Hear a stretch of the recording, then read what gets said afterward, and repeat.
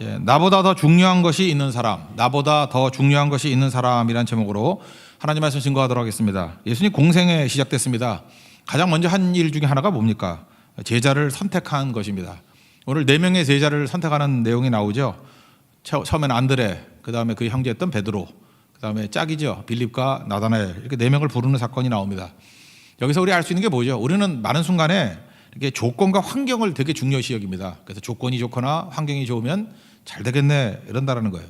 그래서 뭐 이렇게 숫자가 많으면 안심이 되고 뭐 겉이 화려하고 그러면 야 이거 뭐 폼이 난다, 뭐가 될 것 같다 이런 생각을 갖습니다. 근데 실제로 일이 이루어지는 것은 사람입니다. 교회도 에클레시아라는 뜻이 뭐예요? 이게 부르심을 입은 사람들, 구별된 사람들의 모임. 그러니까 사람 모임이 교회라고요. 그러니까 사람이 중요한 거죠. 그래서 예수님께서는 공생이니까 일하는 거 아니에요. 일보다 사람이 먼저였고 사역보다도 사람이 먼저였다. 그걸 보여주고 있습니다. 교회도 마찬가지입니다. 뭐 건물 좋고 뭐 이렇게 조직 좋고 다 해봐야 사람이 제대로 세워지지 않으면 그 제대로 된 교회 아니라는 것입니다. 교회는 사람이에요. 그죠? 그리스도 안에 믿음의 사람들을 세우는 것, 예배자를 세우는 것, 기도자를 세우는 것, 그게 사람이 세워지는 게 교회라는 것입니다. 뭐 이렇게 적당한 비유가 될지 모르겠지만 최근에 그 아프가니스탄 전쟁이 있지 않았습니까? 2001년 그 911 9.11 사태 때 그 오사마 빈 라덴 잡겠다고 들어간 거 아니에요? 20년 딱 지났죠? 2001년이니까 20년입니다. 2021년. 20년 전쟁하고 난 다음에 미군이 철수하지 않았습니까? 거기서 이제 여러 가지 저로서는 그래 아프지만 그 특이한 내용들이 많이 나오더래요. 20년 동안 미국이 쏟아부은 돈이 자기들이 말하는 최소가 1조 달러예요. 우리 지금 하면 1000조죠. 미국을 천조국이라 그러는데 이제 1000조. 우리 지금 빚이 내년에 1000조라 그러죠. 근데 그거 다 쏟아부었어요. 우리 전 국민의 빚 정도 될 것 같다가 아프가니스탄에 다 쏟아부었다고. 근데 실제로는 3조 달러 정도 썼대요. 그러니까 1000조가 아니라 3000조 정도 쓴 거라고요. 그러니까 뭐 상상을 못할 정도의 돈을 쓴 거죠. 그리고 미군이 돈 줘가지고 아프간 정부군을 30만 명을 키웠답니다. 탈레반은 6만 명이래요. 많이 잡아봐야 7만 명. 그래서 좀 버틸 줄 알았는가 본데 그 30만 명이라 그러던 사람들이 전투했다는 얘기도 없죠. 그냥 우르르 무너져 버렸습니다. 미국이 첨단 무기 주고 돈 주고 장비 줬는데도 불구하고 전투도 없어요. 무너져 내렸더라고요. 그래서 제가 그 추적을 해보니까 8월 8일 날 이 탈레반이 정부군에게 문자 메시지 보냈대요. 너 도망 안 치면 죽인다 그랬대요. 그러니까 이게 무슨 당나라 군대도 아니고 문자 메시지 하나 받고 도망쳤대요. 겁먹고. 그러니까 전투가 없었던 거예요. 우리도 문자 메시지 한번 날려볼까요? 막이 너 죽는다. 그러면 도망가야 되죠. 문자 메시지 받고 도망을 쳤대요. 특별히 대통령까지. 그 이름이 간이잖아요. 이름 잘 지어야 돼요. 옆 나라 아랍에미리트로 간이 갔잖아요. 그러니까 이걸 보면서 느끼는 게 무엇입니까? 장비도 아니고 뭐 무기도 아니고 뭐 돈도 아니고 사람이죠. 이런 사람들 데리고 무슨 나라가 되겠어요? 한쪽은 어떤 조죠? 뭐 잘 모르지만 하여튼 목숨 건 사람 아니에요. 탈라반 뭐 자살 테러도 하고 막 그러잖아요. 목숨 건 사람들, 뭐 돈 없고 무기 없고 그런데 목숨 건 사람들, 반면에 천조 원을 가지고 밀어준 사람들. 근데 그들은 자기 욕심 채우는 거, 두려움, 문자 메시지 두려워 떤다니까요. 아무것도 아닌 존재죠. 도망자가 돼버리지 않습니까?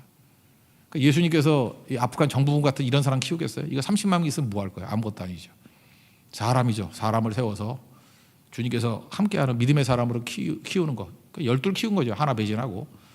근데 그 사람들이 성령 충만을 받고 세상을 변화시키지 않았습니까? 여러분 사람입니다. 사람. 환경과 조건에 흔들리지 않는 믿음의 종 되기를 바랍니다. 하나님의 오른손에 붙들림 받은 쓰임받는 사람 되기를 축원합니다. 그러면 승리하게 된다는 거예요. 여기서 사람에 대해서 첫 번째 살피게 되는 게 뭐냐면 예수님의 첫 번째 제자가 2명이 있었는데 그가 세례 요한의 제자였다 이렇게 얘기를 합니다. 그래서 여기 얼핏 보니까 한 사람은 여기 성경에 나오잖아요. 안드레라고. 또 한 사람이 누굴까 보니까 요한인 것 같아요. 요한. 지금 여기 기록한 요한. 그러니까 원래 세례 요한의 제자가 2이 있었다고요. 안드레 그리고 한 사람은 가상인데 요한이라고 추정을 합니다. 요한. 근데 그들이 세례 요한의 제자니까 따라다니다 보니까 예수님 바라보고 세례 요한이 뭐라 그래요? 보라 하나님의 어린 양 이로다. 그리고 그거 듣고 따라갔다 그런 얘기입니다. 저는 이게 세례 요한이 참 중요하다고 생각을 해요. 35절부터 37절까지 한번 읽어봅시다. 시작. 또 이튿날 요한이 자기 제자 중 2사람과 함께 섰다가 예수께서 거니심을 보고 말하되 보라 하나님의 어린 양이로다. 2 제자가 그의 말을 듣고 예수를 따르거늘. 원래는 세례 요한의 제자였다고요. 그런데 예수님을 보고 하나님의 어린 양이로다 그랬더니 세례 요한의 제자가 예수님을 따라가서 그들이 제자 됐다는 거죠. 저는 여기서 세례 요한의 능력이 참 중요하다고 생각합니다. 세례 요한은 태어날 때부터 주의 길을 예비하는 자, 6개월 먼저 태어나서, 그리고 평생 예수님이 증거하는 사람이었어요. 난 예수님의 신발끈 풀기도 감당하지 못합니다. 누누이 말씀드렸죠. 우리는 사람에게를 모으는 거 아니라고요. 그 사람 뭐 대단하다, 심지어 목사라 할지라도 그거 아니에요. 양머리 개라니까요. 예수님께 몰고 가야 진짜라고요. 그러니까 세례 요한은 철저하죠. 자기 제자임에도 불구하고 내가 아니라는 거죠. 예수님께 가야 된다. 예수님께 양머리 개같이 보내주는 거죠. 나를 주목하지 말아라. 예수님 주목해야 된다. 그게 중요한 거죠. 원래 자기 중심이 돼버리면 그것만큼 힘든 게 없습니다. 자기를 기점으로 하면 한번 생각해 보세요. 내가 나 중심이에요. 그러면 잠깐 쪼그라들겠죠. 나를 기점이면은 모멘텀이라 그러잖아요. 탄성이 안 생기잖아요. 관성이 안 생기잖아요.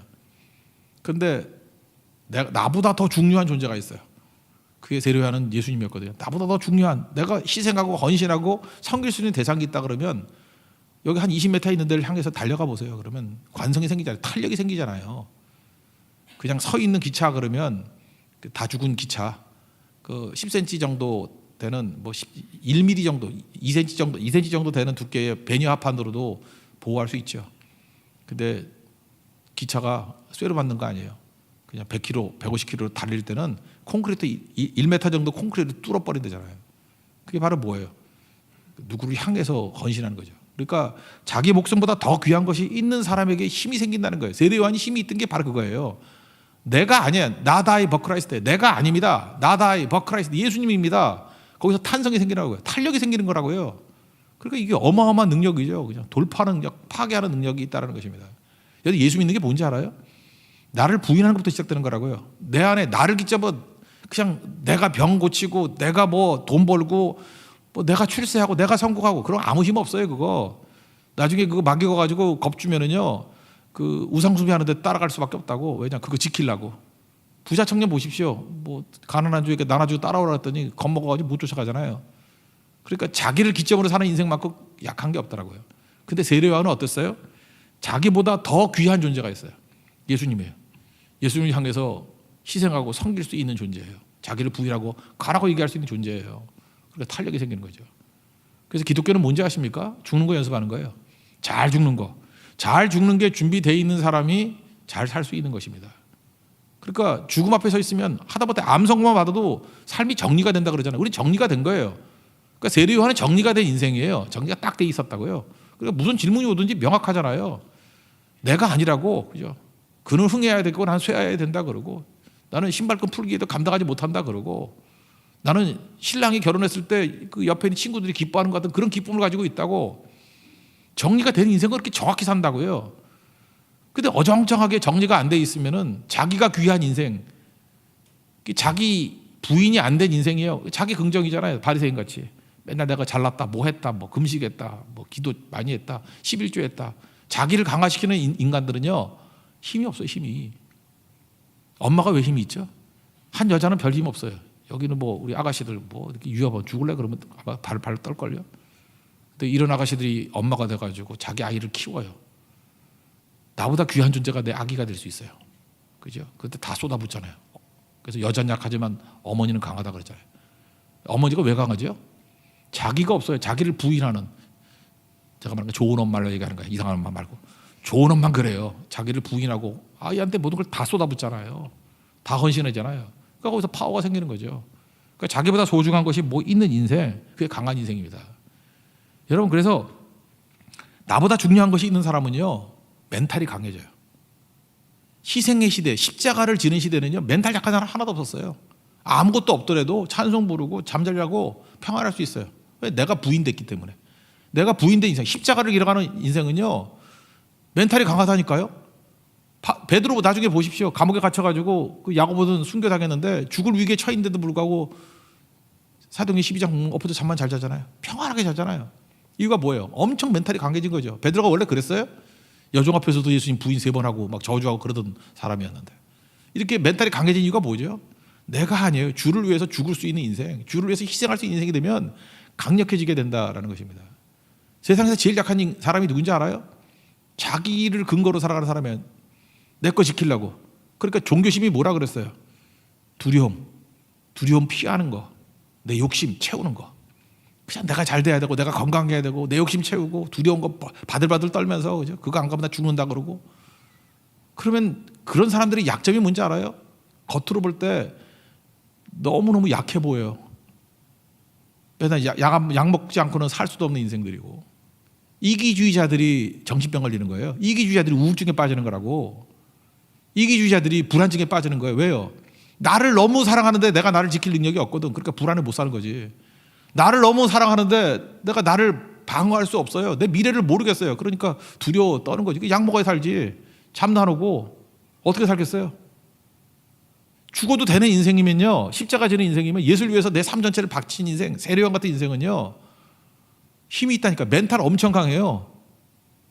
쟁반에다가 목 잘라 온다 그래도 아마 평안했을걸요. 그죠? 그걸로 흔들리지 않는 인생이 된다고.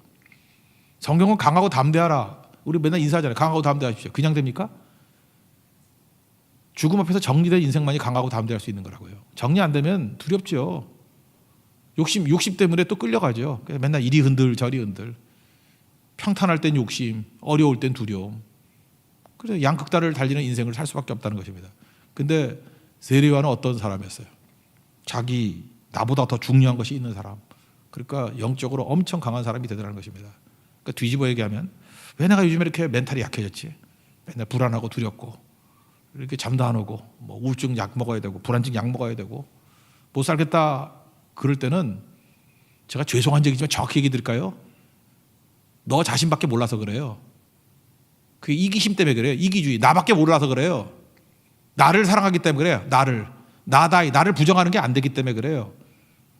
그러니까 사고랑 같이 돼버린 거죠. 엔돌에 무당이나 찾아다니고 믿는 자들이 불안하니까, 두려우니까. 이 가짜라는 것입니다. 세례요한 보십시오. 자기가 부정된 인생이에요. 십자가 지는 인생이에요. 내가 아니라 그리스도는 저분이라 그러잖아요. 저분에게 가십시오. 그러니까 엄청 멘탈 강하잖아요. 이런 인생 돼야 된다는 것입니다. 이게 성도의 능력이라는 거예요. 그 밑에서 배웠던 제자니까 안드레도 뭐 그런 강력한 능력이 있었겠죠. 그래서 이거 보면 약간 좀 이상한 얘기가 나오는데, 뭐 대답이 뭐 이런 게 다 있어요. 그죠? 예수님이 안드레하고, 그냥 요한이라고 합시다. 요한이 오니까 무엇을 구하느냐 이렇게 얘기해요. 뭐 구하니? 그러니까 예수님의 질문은 뭐였을까요? 네가 나 따라온다 그러면은 세례 요한 말고 좀 이렇게, 그래도 세례보다 좀 때깔이 나아 보이잖아요. 예수님이 날 따라오면 높은 자리, 출세, 혹시 뭐 그런 거, 부수적인 유익 얻는 거니? 그래서 예수님이 묻기를 무엇을 구하느냐? 그랬더니 세례 요한의 제자였던 두 사람, 안드레와 요한이, 이게 무슨 동문서답인지 선문답인지 무슨 선불교예요? 뭐 이상하게 답해. 무엇을 구하느냐 그러면 뭐 구하는 내용을 말해야 되는데, 어디 계십니까? 이렇게 물어요. 어디 계십니까? 잘 모르겠으면 읽어볼까요? 38절 39절 읽겠습니다. 시작. 예수께서 돌이켜 그 따르는 것을 보시고 물어 이르시되 무엇을 구하느냐? 이르되 랍비여 어디 계시오니까 하니, 랍비는 번역하면 선생이라.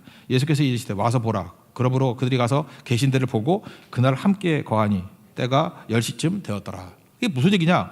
예수님이 뭐 구하느냐? 무엇을 구하느냐? 예수님은 그거예요. 너희들 혹시 높은 자리 뭐 이렇게 떡고물 이런 거 구하는 거 아니냐? 이렇게 예수님 물었던 것 같아요. 그랬더니 세례 요한의 제자였던 안드레와 요한은 어디 계십니까? 이거 동문서답 아니에요. 세례 요한 따르면서 그들은 험한 생활했겠죠. 험한 생활. 아니 스승이 나다 털어입었으니까 자기들도 뭐 그런 거 비슷한 거 입었겠지. 메뚜기가 석청 먹었으니까 지들은 메뚜기가 석청 찌꺼기 먹었겠지. 그러니까 얼마나 험한 인생 살았겠어요. 그러니까 지금 이들이 체크하고 싶은 게 뭐냐면, 예수님 뭐 말씀 제가 다 들었으니까 알겠습니다. 예수님 사는 모습을 보겠습니다. 어디 계십니까? 예수님은 어떤 분이셨죠?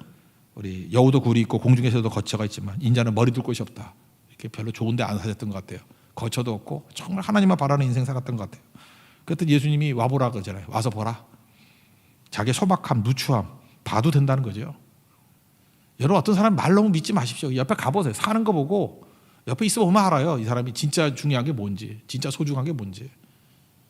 오늘 우리 가족끼리 점심을 이제 같이 했는데 무슨 모임이 있었어요. 하여튼 뭐가 일주년 됐거든. 말 다 안 해. 하여튼간에 우리 막내가 취업한 지 일주일이 돼서 제가 밥을 사겠대. 그래서 이런 얘기 쭉 했는데, 내가 제일 인상적이었던 게 그거예요. 자녀들은 부모의 모습을 알잖아요. 뭐 이런저런 얘기 나누다가 뭐 내용은 내가 생략할게요.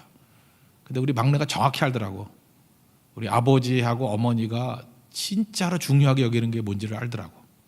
진짜로 중요하게 여기는 거. 말 말고 정말 중요하게 여기는 걸 뭘 알더라고요. 더는 얘기 안 할게요. 그걸 알더라고. 그래서 내가 기뻤어요. 아, 이게 전달이 됐구나, 이게. 진짜 내가 귀하게 여기는 게 얘네들의 마음에 전달이 됐구나. 정확히 알더라고요. 지금 안드레와 요한이 그거 같아요. 예수님 거처를 보면 딱 보면 알잖아요. 예수님이 진짜인지 아닌지.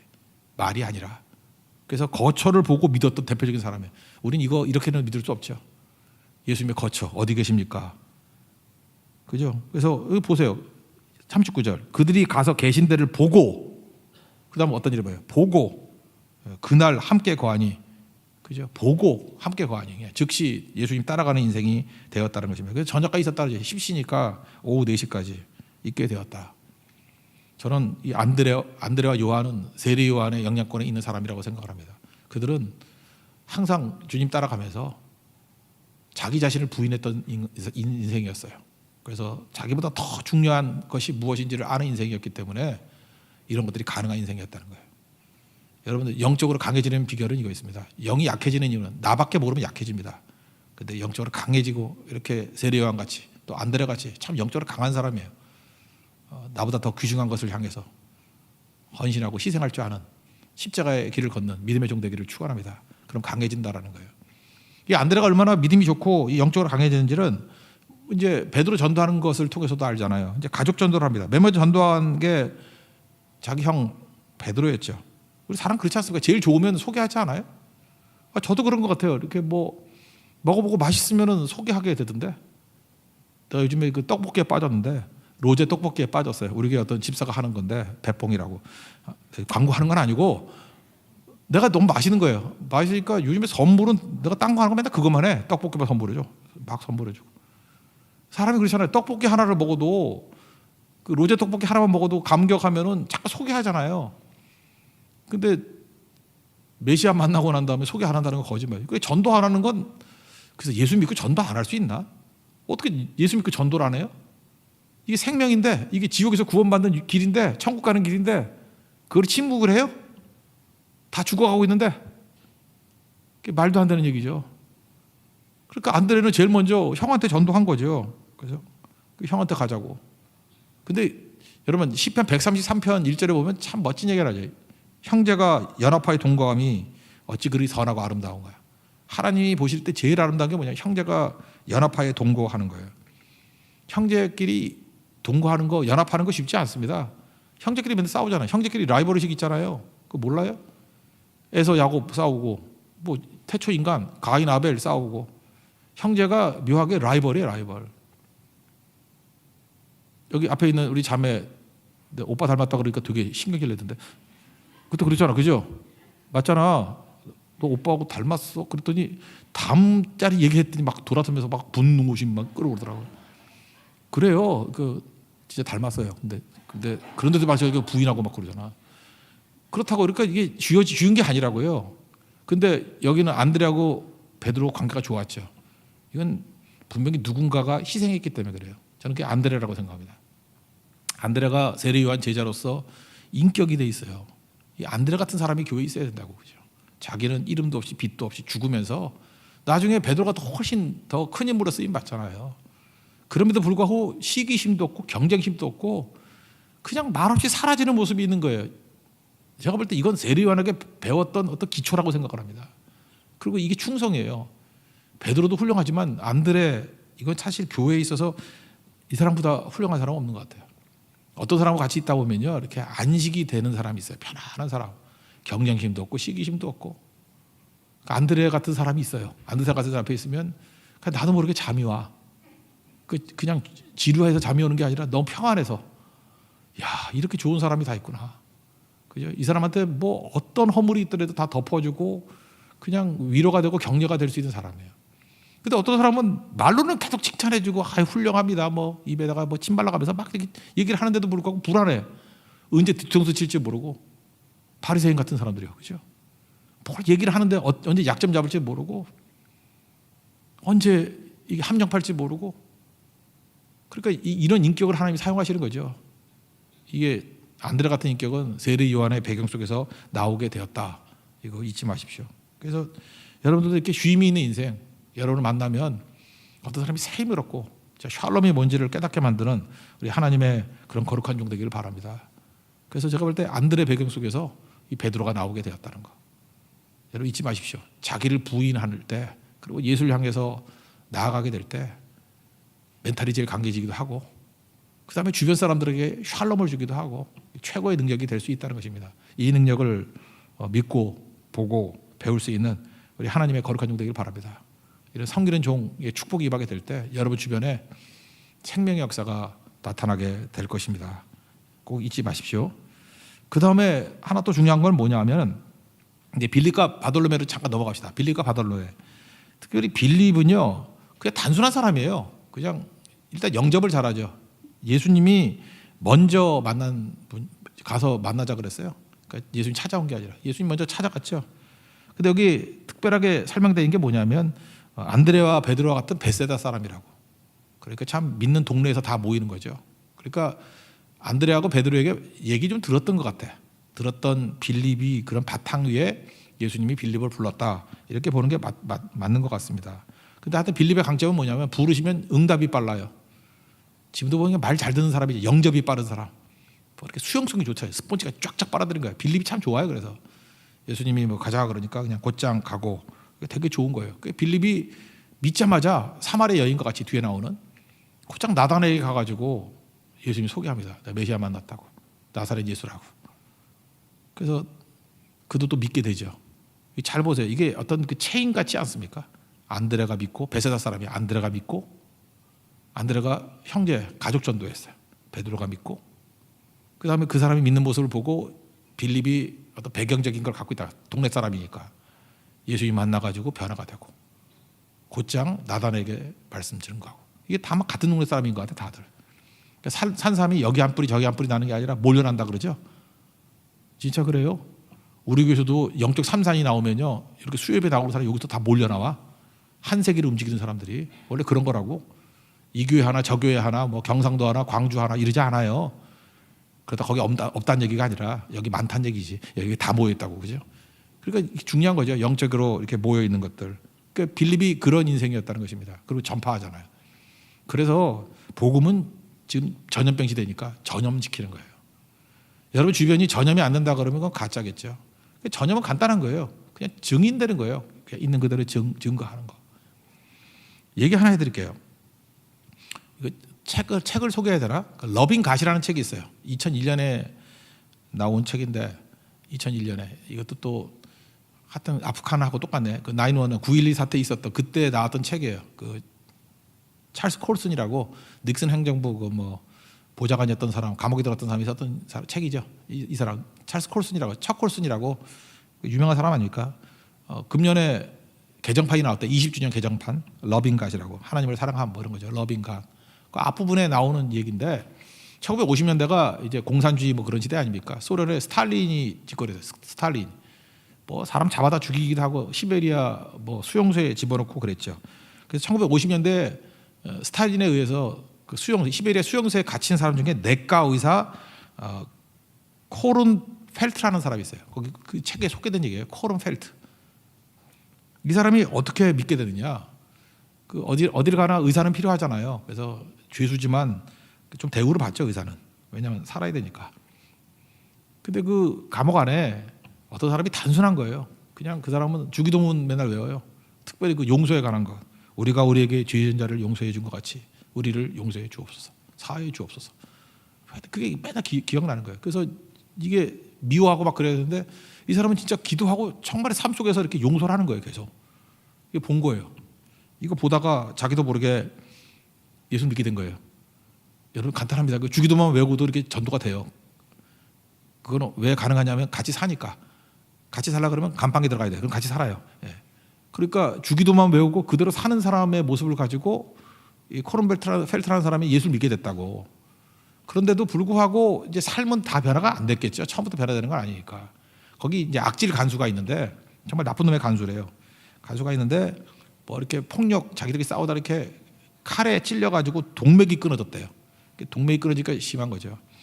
그래서 자기가 이제 내과 의사도 이런 수술하나 외과 의사한테 뭐 급하니까 지가 수술했는가 봐. 그래서 봉합 수술을 했답니다. 그런데 의사들은 또 그런 기법이 있는가 봐. 봉합 수술을 하는 척하면서 조금 지나면 터지게. 그 뭘로 했지? 그거 뭐 이렇게 한 뭐 하루 이틀 있으면 또 이렇게 봉합이 뭐 이상한 실로 했는가 봐. 뭐 이렇게 봉합을 이상하게 터지게. 그렇게 할 수 있는가 봐요. 그렇게 했대요. 그래서 그러는 순간에 자기 마음 가운데 갑자기 자기가 괴물로 변화된 모습이 보이더라는 거예요. 이 복수심과 증오심에 사로잡혀 있고 내가 크리스찬이 이거 뭐 하는 짓인가. 그래서 다시 잘 꾸며줬대요. 예. 그런 얘기가 나와요. 그 신실한 크리스찬이 된 거죠. 그 다음에 무슨 얘기가 나오냐면 거기는 뭐 인권도 없고 그러니까 그 안에서 저렇게 간수의 마음에 안 들고 죽여버리고 싶은 사람이 있지 않습니까? 그러면 의사한테 형식상 의사 소견서를 쓰게 만든대요. 건강한 사람이라고. 그래놓고 벌로서 이렇게 독방에 집어넣는데요. 근데 자기가 보건대 독방에 들어가서 살아 나온 사람 하나도 없대요. 죽이려고 독방에 집어넣는 거예요. 대신에 독방에 들어가다 안 죽는다는 의사 소견서를 써주는 거예요. 그러니까 이 의사 소견서 없더라도 죽이려면 죽이겠죠. 근데 의사 소견서를 받아서 형식을 갖추는 거죠. 근데 이 사람이 용기를 냈어요. 안 쓰기로. 자기가 살인에 동참할 수 없다. 그래서 의사 소견서를 안 쓰기로 했답니다. 정직하게 사니까 생각보다 이렇게 자유로움도 있더라는 거예요. 그렇지만 위기가 오는 거죠. 그러니까 점점 이거 놔두면 안 되겠다. 이제 죽음의 위기가 다가오고 있더라는 거예요. 그 상황 속에서 좀 시간이 끌었겠죠. 어떤 한 청년이 있었는데 대장암 수술을 받았대요. 참 이 사람도 참 그래요. 시베리아 수용소에 갇혀 있어. 거기에 암이 걸려서 대장암 수술을 받아. 그러니까 시베리아 수용소에서 대장암 수술을 해주는가 봐. 예. 이 정도면 살 가능성이 있나요? 1950년대? 50년대는 암은 불치병 아니에요? 그 당시만 해도? 저 어렸을 때만 해도 암 걸리면 100% 죽는 거라고 생각했었는데 지금 뭐 거의 살지만 그죠? 이제 그렇게 생각했거든요. 이게 불치병 아니에요? 그것도 시베리아 수용소에서. 그래서 이 사람이 수술은 받았는데 뭐 항암 치료 이런 것도 못 받을 거고 영적 공고함, 불안함 이런 게 있었다라는 것입니다. 근데 이 코른펠트 이 의사가 가가지고 밤새 얘기해 줬대요. 자기가 예수 믿는 얘기, 예수님 만났던 간증 이렇게 쭉 얘기를 해줬대요. 굉장히 오랜 시간 동안. 그러고 난 다음에 이 사람이 확신을 갖고 예수님 믿게 되고 그 다음에 이 사람 제가 미리 말씀드리지만 대장암 수술 받고 시베리아 수용소에서 90세에 죽었어요. 90세. 그러니까 여기 혹시 암 환자들 계십니까? 잘 안 죽어요. 걱정하지 말아요. 예. 암 치료받고 그것도 수용소에서 치료받고도 90세까지 살았다고요. 1918년 태어나서 2008년에 미국에서 돌아가셨어요. 이분이. 예수님 영접하고 난 다음에 아침 돼 보니까 자기에게 복음 증거했던 이 코른펠트 망치로 머리를 8번 내리쳐서 죽었어요. 그 알겠죠? 그거 뭐 간수나 거기 있는 사람이 죽였겠지. 이 사람이 정신을 번쩍 차리고 이 대장암 수술 받은 사람이 내가 예수님 믿고 예수님 나 살려주십시오. 내가 이 모든 것들을 세상에 증언하고 다니겠습니다. 코른펠트 얘기를. 그 사람이 알렉산더 솔제니친이에요. 솔제니친 다 아시죠? 그 뭐 안병동 이 경험 때문에 안병동이라는 소설도 쓰고요. 이반 데니소비치의 하루 이건 진짜 러시아 문학의 흐름 속에 맞는 것 같기도 하고. 저는 뭐 제일 많이 우리에게 알려진 건 수용소 군도일 거예요. 수용소 군도라 그래서 그 소련 시베리아 수용소의 그 내용들 그런 것들을 소개하는 얘기들. 하여튼 뭐 70년인가 노벨 문학상도 받고 그랬죠. 미국으로 망명해 가서 소련이 넘겨줬어요. 워낙 거물이 돼가지고. 그래서 소련이 풀어줘가지고 미국에 망명해서 오랜 기간 동안에 그 동서냉전의 어떤 철학자로서 역할을 감당했던 사람이 솔제니친인데 이 사람 변화시킨 사람이 누구냐면 바로 그 의사라는 거예요. 제가 볼 때 이런 흐름들, 이름 모를 사람의 주기도문, 코른펠트, 솔제니치를 통해서 미국의 병든 교인들 중에 엄청나게 많이 죽게 돌아왔거든요. 이게 다 뭐예요? 오늘 제가 이 본문 읽어보니까 그 링크가 똑같아요. 안드레, 베드로, 빌립, 나다나엘, 복음이 전염되는 거예요. 특징이 무엇입니까? 다 증거하고 있다는 거예요. 그 자리에 증거하고 있다는 거. 예수님이 우리 생명이심을 믿습니까? 증거하십시오. 주기도문이라도 외우고 있으라고요. 그러면 코른펠트가 나오고요. 이 사람은 어떤 사람을 그 간수 죽이라 그랬잖아요. 나쁜 간수 수술 가장해가지고. 그리고 살려주고 난 다음에 이제는 죽음의 그 큰 세력 앞에 홀로 마주서서 싸우고, 어떻게 보면 개죽음 아니에요? 누가 알아주겠어요? 그때 수용소에 갇혀있던 대장암 환자, 이거 원래 못 사는 거거든. 그 시대 상황 속에서는 하나님이 그를 살려주셔서 솔제니신이 되게 해서 그로 하여금 증언하게 만들고, 이 사람 때문에 다 이게 증거된 거죠. 하나님께서 이렇게 일하신다고. 이거는 이게 드러난 일 중에 하나지만 이런 복음의 링크들이 얼마나 많이 있겠습니까? 이게 하나님 앞에서 쓰임받는 모습이라는 거예요. 하나님께서는 약한 자를 불러서 상상도 못할 크나큰 일을 이루신다는 것을 믿으시기 바랍니다. 복음 증거한 하나님의 종 되기를 바랍니다. 그랬더니 그 다음에 한 가지, 이제 베드로하고 나다나엘을 보십시오. 베드로 아무것도 아닌데 베드로에게 이제 마지막 한 가지 더 얘기할 거예요. 예수님이 이렇게 얘기하잖아요. 너 이제는 게바라고 부른다고. 시몬이 아니고 게바라고 부른다고. 42절 한번 읽겠습니다. 시작. 데리고 예수께로 오니 예수께서 보시고 이르시되 내가 요한의 아들 시몬이니 장차 게바라 하리라 하시니라. 게바는 번역하면 베드로라. 반석이라고 이름 바꿔주시잖아요. 예수님은요, 현재의 모습을 보는 게 아닙니다. 미래의 모습을 보신다는 거예요. 베드로의 잠재력을 보고 그가 위대한 일꾼이 되는 모습을 보는 거죠. 예수님 만나고 난 다음에 이런 일이 벌어져요. 대장암 수술 받은 아무것도 아닌 청년이 아니에요. 그 사람을 통해서 뭘 본 거예요? 한 시대를 이끌어갔던 사상가 솔제니친, 알렉산더 솔제니친을 만들어 놓은 거잖아요. 하나님께서 어떻게 일하실지 알아요? 모르는 거죠. 우리가 지금 가능성이 없다고 생각하는 사람들 많이 있죠. 뭐 나이 때문에 고민하고, 건강 때문에 고민하고, 또 어떤 돈이 없다고 고민하고. 예수님한테 하나도 문제될 거 없어요. 이거 여기서 뭐 나이 너무 많은 분은 없는데, 아무리 봐도 없어. 대충 보니까 나보다 다 어린 것 같은데, 예. 엄청 가능성이 있어요. 건강하니까 여기까지 왔지. 건강하지 않으면 오지도 못해요. 돈은 진짜 아무 소용 없어요. 돈은 있으면 오히려 장애가 될 때가 더 많아요. 은가금은 내게 없거니와 그러잖아요. 내게 있는 것을 내게 주느니 나사렛 예수 그리스도의 이름으로 일어나 걸으라. 그게 주님의 능력이에요. 베드로 반석까지 사용하셨듯이 여러분의 이 모습 갖고, 현재 모습 갖고 낙담하거나 예단하지 마십시오. 예수님은 여러분의 미래를 보십니다. 믿습니까? 잠재력을 보십니다. 가능성을 보십니다. 그리고 사용해 주신다는 거예요. 거기다가 한 걸음 더 나가서 이 나다나엘 한번 보세요. 예수님 뭐 나사렛 예수라고 그랬더니 이 진짜 싸가지가 없잖아요. 그죠? 나사렛에서 무슨 선한 것이 나올 수 있느냐 뭐 이러고. 근데 예수님이 참 너무 좋아요. 그죠? 그런 얘기 이게 뭐죠? 패스해버리죠. 그래서 여러분들도 그래요. 쓸데없는 거 잠깐 패스하십시오. 그 마음에 담아둬가지고 좋을 거 하나도 없거든. 꼭 그거 안 되는 사람들 보면 쓸데없는 거 잠깐 귀담아 듣고, 그죠? 설교나 좀 귀담아 들어요. 설교는 그냥 흘려 듣고, 그냥 쓸데없는 소리는 귀담아 듣고. 그러니까 문제가 되는 거죠. 그러고 난 다음에 예수님이 그러잖아요. 일단 이 사람한테 넌 참 이스라엘 사람이다. 간사한 게 없다. 칭찬해 준다고요. 또 예수님한테 그러잖아요. 저 아세요? 참 이 사람 순진한 것 같아요. 저 아세요? 그랬더니 예수님이 뭐라 그래요? 무화과나무 아래에서 봤다. 50절 한번 읽어볼까요? 시작. 예수께서 대답하여 이르시되 내가 너를 무화과나무 아래에서 보았다 함으로 믿느냐? 이보다 더 큰 일을 보리라. 무화과나무 잎이 뭐냐면 이거 당시의 문화인데, 이렇게 성경 말씀 읽고 묵상하는 게 무화과나무 밑에서 많이 했대요. 그러니까 무화과나무 밑에서 네가 성경 묵상하는 거랑 봤다, 뭐 그런 얘기겠죠. 그러니까 예수님은 나다나엘의 겉을 본 게 아니죠. 나사렛에서 무슨 선한 게 나오냐 이런 거 안 보고 그게 속을 봤잖아요. 베드로 같으면 지금 현재의 모습을 보는 게 아니라 미래의 모습을 봤잖아요. 나다나엘 같으면 겉의 모습이 아니라 속의 모습을 봤잖아요. 이 예수님이에요.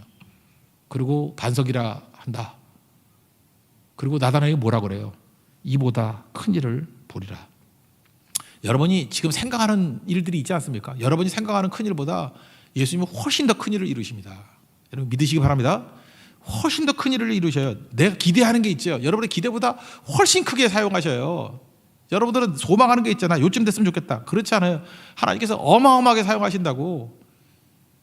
지금 2021년 오늘 매우 기쁘셨어요. 9월 1일 어쩌다가 9월 1일에 교회에 오셨어요. 그래서 좋게 1일이야 1일.